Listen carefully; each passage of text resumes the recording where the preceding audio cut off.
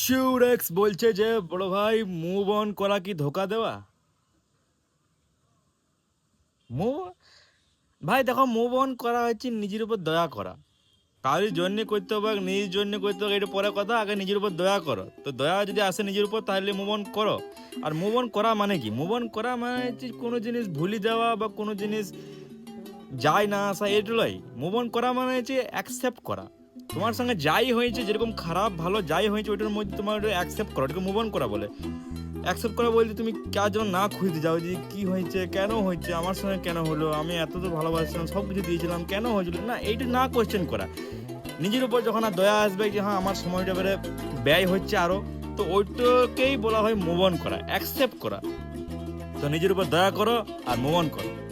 Actually দয়া করাটাকে move on করা বলে। তো ফার্স্ট অফ অল এটা ক্লিয়ার করো যে মুভ অন মানে হচ্ছে দয়া করা নিজের উপর, আর যাই না আসা অ্যাকসেপ্ট করা জিনিসটা। ঠিক আছে, চলো ভাই।